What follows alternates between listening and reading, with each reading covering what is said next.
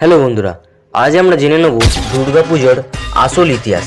কেন এই পূজা শুরু হয়েছিল, কোথায় প্রথম দুর্গাপুজো হয়েছিল এবং কারা শুরু করেছিলেন। আমাদের বাঙালির সবচেয়ে বড় উৎসব হলো দুর্গাপুজো। শুধু ধর্মীয় নয়, এ এক সংস্কৃতি, এক আবেগ, এক ইতিহাস। চলুন শুরু করা যাক এই মহাকাব্যিক কাহিনী। তো আপনি দেখছেন এপি বঙ্গলক। তো অবশ্যই আমাদের এই চ্যানেলটিকে সাবস্ক্রাইব করে পাশে থাকবেন যদি আমাদের চ্যানেলে নতুন হন। তো এইরকম ভিডিও সর্বপ্রথম আপনার কাছে যাবে। চলুন তাহলে শুরু করা যাক আজকের এই ভিডিওটা। হিন্দু ধর্মগ্রন্থে উল্লেখ আছে, মহিষাসুর নামক এক অসুর দেবতাদের উপর ভীষণ অত্যাচার শুরু করে। অসুরদের রাজা হয়ে সে 3 লোক জয় করে ফেলে। তখন দেবতারা ব্রহ্মা, বিষ্ণু আর মহেশ্বর কাছে গিয়ে সাহায্য চান। দেবতাদের শক্তি একীত হয়ে সৃষ্টি হয় মহামায়া মহাশক্তি মা দুর্গা। সিংহবাহিনী, 10 ভুজা হাতে ত্রিশূল, খড়গ, শঙ্খ, ধনুক, বাণ আর সমস্ত দেবতার শক্তি নিয়ে যা মা দুর্গা মহিষাসুরের সঙ্গে 9 দিন ধরে প্রায় যুদ্ধ করেন। 10ম দিনে মহিষাসুর বধ হয়। সেই বিজয়ের স্মৃতিতেই বিজয়া দশমী আর দুর্গাপুজো পালন করা হয়। তাহলে কোথায় প্রথম দুর্গাপুজো হয়? ইতিহাস বলে বাংলায় প্রথম দুর্গাপুজোর প্রচলন হয় নবাবী আমলে।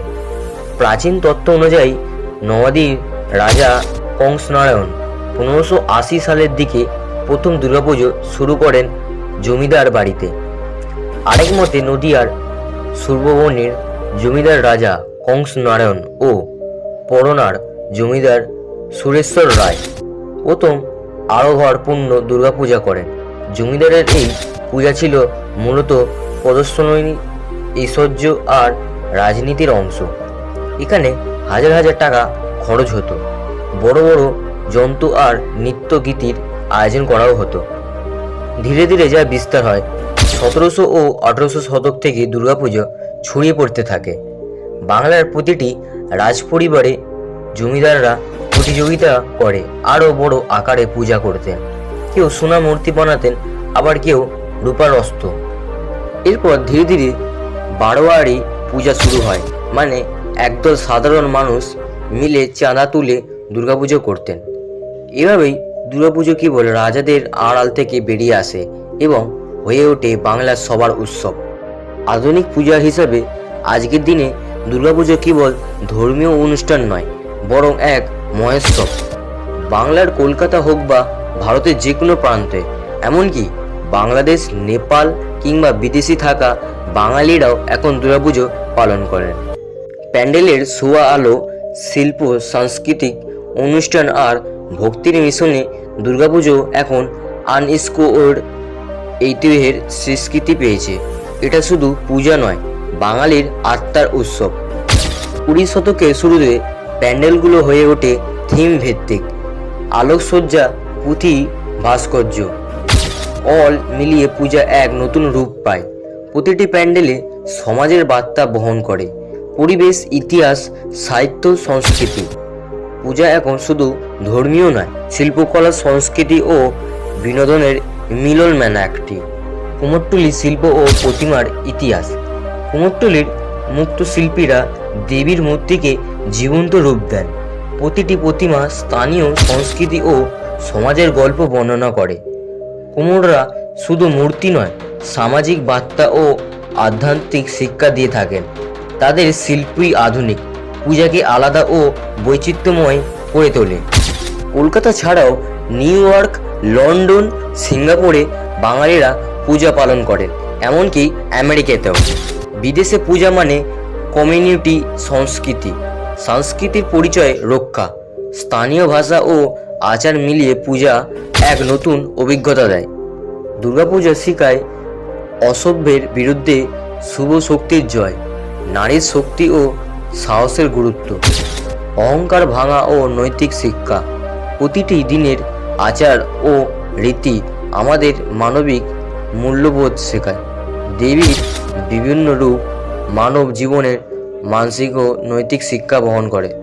সামাজিক ও সাংস্কৃতিক গুরুত্ব। পূজা কেবল ধর্ম নয়, এটি সাংস্কৃতিক, সামাজিক ও শিক্ষামূলক উৎসব। সমাজের সব স্তর মিলিত হয়, একে অপরকে জানে এবং সহতি বুদ্ধি পায়। খাবার, গান, নাটক, শিল্প অল মিলিয়ে পূজা সমাজে এক ও আনন্দের বার্তা দেয়। বন্ধুরা, দুর্গাপূজা কেবল দেবীর আরাধনা নয়, এটি ইতিহাস, সংস্কৃতি, সমাজ, শিল্প ও আধ্যাত্মিকার এক সময়। আমরা দেখলাম প্রাচীন যুগ থেকে আধুনিক থিম, প্যান্ডেল পর্যন্ত সব দিক। এবার আমরা বুঝতে পারি কেন দুর্গাপুজো আমাদের জীবনের প্রতিটি স্তরে গুরুত্বপূর্ণ। প্রথম দুর্গাপুজো রাজপরিবারে মনে করা হয় বাংলার নবাবী আমলে 1580 থেকে 1590 খ্রিস্টাব্দে। নদিয়ার রাজা কংস নারায়ণ প্রথমবার রাজকীয় আকারে দুর্গাপুজো শুরু করেন। বারোয়ারি পূজার শুরু 1790-এর দশকে কলকাতার গঙ্গারাম মিত্রের নেতৃত্বে প্রথমবার বারোয়ারি পূজা শুরু হয়, যেখানে সমাজের সবাই মিলে পুজো করত।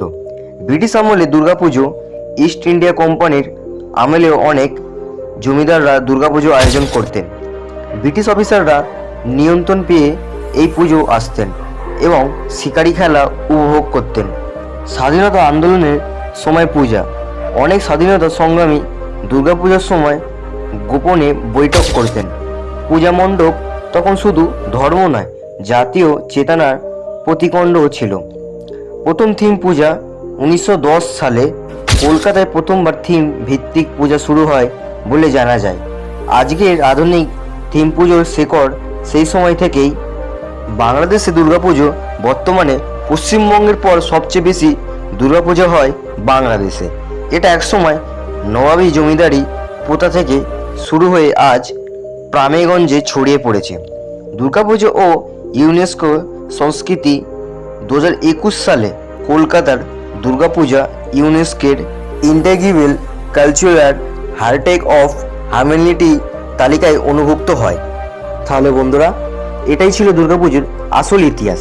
মহিষাসুর বধের পুরাণ কাহিনী থেকে শুরু করে জমিদারের আড়ম্বর, বারোয়ারি পূজা আর আজকের আধুনিক উৎসব, দুর্গাপূজা আমাদের এক অমূল্য ঐতিহ্য। তো বন্ধুরা, ভিডিওটি কেমন লাগলো অবশ্যই কিন্তু কমেন্টে জানাবেন আপনার কমেন্টের মতামতটা, এবং এইরকম ভিডিও আমি আপলোড করতে থাকবো।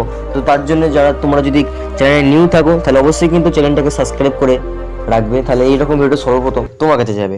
তো দেখা হচ্ছে নেক্সট ভিডিওতে, ততক্ষণের জন্য কিন্তু বাই বাই।